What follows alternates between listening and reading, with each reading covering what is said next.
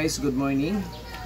Kung bago ka pa lang sa aking YouTube channel, please follow or subscribe my YouTube channel para updated ka sa ating video.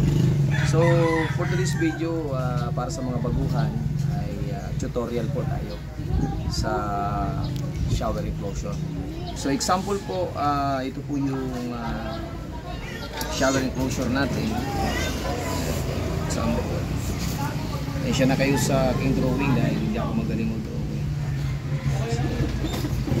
Ito po yung opening ng ating paglalagyan ng shower enclosure. Sample yung ating opening ay 100 cm. Yung opening po ito ng ating paglalagyan. Ito po yung width. Tapos ito po yung ating height. Halimbawa, for example naman yung ating height ay ito po yung ating opening 100 cm. Ito po yung butas ng paglalagyan ng ating shower enclosure. So dahil malaki siya, 100 cm siya, so depende kung gaano din kalaki yung kanyang area. Tapos titingnan natin kung may ano siya, yung fix niya. Bawa ito po yung fix. So usually naman pagka shower enclosure, kadalasan yan 210. Halimbawa mayroon siyang header na pagtatamaan siya, mayroon siya ditong sukalo. Halimbawa mayroon naman siyang sukalo dito sa ilalim. At saka naka-fix din yung height natin, halimbawa 210.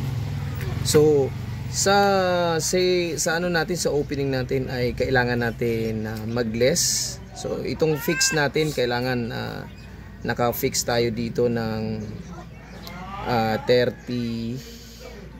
38 yung fix natin. So depende kung anong opening natin dito sa hindi balbawa, yung ito yung natin, ito yung pinaka hinge natin, yung butterfly hinge. Wall to glass ang tawag po dito kasi ito po yung wall. So dito tayo maglalagay ng hinge. Ito yung opening nya.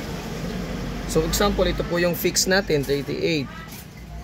So ang ating opening dito ay magiging 60 na lang sa door.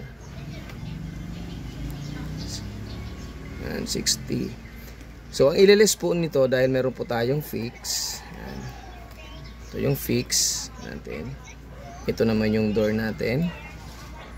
Ito yung handle ng enclosure.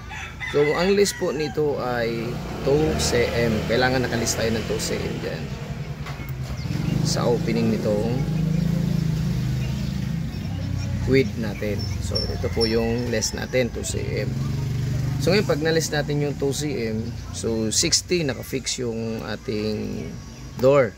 So ang lalabas ng ating fix ay 38 cm na lamang dahil nag-less tayo ng 2 cm para hindi siya sumikip dito at saka dito sa ating butterfly hinge na wall to glass. So wall to glass po ang tawag dyan. So dito naman sa ating height, ito yung height natin, ito yung 210. So list lang po tayo ng 1 cm. Para po meron po siyang allowance dito sa baba ng 0.5 at meron din po siyang allowance dito na 0.5. Nakadepende po kasi kung halimbawa yung header natin o kaya yung flooring natin ay talagang naka-level siya. Pero kung naka-level, pwede po tayo dito magbawas ng 0.8. Yan. 0.8. Kung halimbawa talagang na-level nyo, na pantay siya, sinukatan nyo dito, pantay. Pero kung mayroon siyang kunting problema, halimbawa dito ay 210, halimbawa dito naman ay medyo maliit, saka dito naman ay malaki. So, kailangan natin ng 1 cm para hindi siya sumabit pagka nilagay na natin yung door. Okay? Maraming salamat guys sa ating unang video dito sa shower enclosure.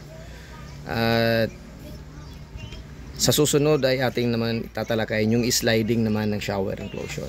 Okay, maraming salamat guys. Good day. Bye-bye.